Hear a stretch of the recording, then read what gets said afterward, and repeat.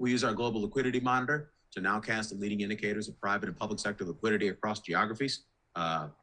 So global liquidity is currently trending higher. It's trending higher in Australia, it's trending higher in Brazil, trending higher in Canada, trending higher in China, trending higher in the Eurozone, trending higher in India, trending higher in Japan. Liquidity is trending higher in Switzerland. Liquidity is trending higher in the UK. Liquidity is trending higher in the United States.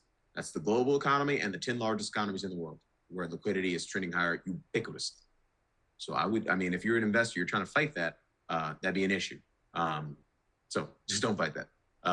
So let's talk about liquidity here, because I got a question in the community chat this week. So this is going to be a lot of stuff to unpack this week. So liquidity is broadly trending higher despite the pullback in public sector liquidity provision, highlighting the importance of the private sector in determining global liquidity trends. So if you look at liquidity, so this is central bank balance sheets. This is an important dynamic with respect to calculating liquidity, but it's not the only dynamic with respect to calculating liquidity. So when we aggregate liquidity, what we're trying to do from our perspective, our model is the sum of the central bank balance sheet, the broad money supply, and the FX reserves minus the fiat FX reserves. So we do that globally, and we do that across every country.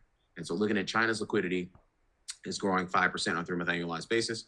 Eurozone liquidity is growing 38% on a 3-month annualized basis. Japan liquidity is growing 31% on a 3-month annualized basis. UK liquidity is growing 29% on a 3-month annualized basis. And US liquidity is growing 2% on a 3-month annualized basis. So every major economy in the world, these are the 5 largest economies in the world, 5 largest pools of liquidity in the world, and they're all growing on a 3-month annualized basis, accelerating. Reminder, liquidity doesn't just come from central banks. The private sector creates liquidity via commercial banks, the repo market, and asset price appreciation. But it doesn't just come from central banks. You can't be myopically focused on what the Fed is doing all the time. The Fed's very important. People's Bank of China is very important. To a lesser degree, the Bank of Japan and Swiss National Bank are very important. And even to a lesser degree, the Bank of England is really important. But those aren't the only things that matter as relates to trying to calculate liquidity and ultimately forecast it in a way that helps you understand and ultimately position in asset markets. So if you look at central bank liquidity just on a trailing 6-month momentum basis, it's actually down $160 billion. And even fiat FX reserves are down $150 billion.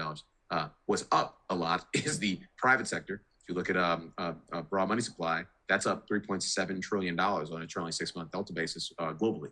So that's a big deal. The decline in the US dollar, which is down 9% from its January 13th high, boosted global liquidity via the highlighted channels. So dollars, 60% of global FX reserves, 60% of cross-border bank lending, 70% international debt securities. The dollar value goes down. The value of all those things goes up.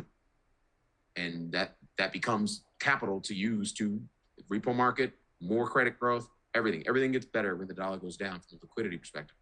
So be aware of that. And then, by the way, the declining dollar is also boosting S&P earnings too. Now, it's hard to quantify that, but we know it's a positive. It's a tailwind, and it may be a meaningful tailwind relative to consensus expectations that essentially have S&P like 500 type earnings growth flat in Q2. I don't know if it's flat. It's either revenue or earnings.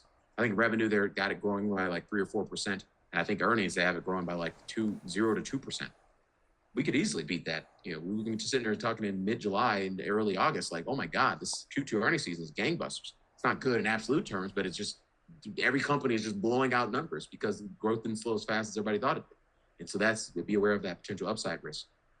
As such, global liquidity is broadly trending higher and accelerating on a 3-month annualized basis. It's up 14% 3-month annualized in April. So again, we talked about this, how we got this, big bolus of debt that we need to refinance globally here starting in 2025. And it'll persist all the way through, into the early part of 2026. But liquidity is moving in the right direction to ameliorate that. So just be aware of that. Again, I'm not smart enough to say that the global debt refinancing air pocket that we effectively called for and help you position for and help you avoid a market crash for is over. But I am smart enough to say global liquidity is broadly trending higher across all the major economies in the world, the 10 largest economies in the world.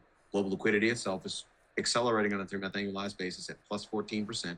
So we are moving in the right direction. So if you can't, at the bare minimum, you should be less concerned about a global debt refinancing air pocket because all this stuff is going on.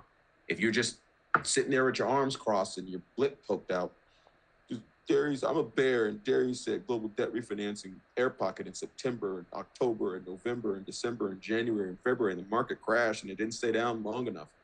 That's not how to invest. relax, just passionately let go of your previous fundamental views. We're in a new market regime. That's the whole point of our market regime nowcasting process.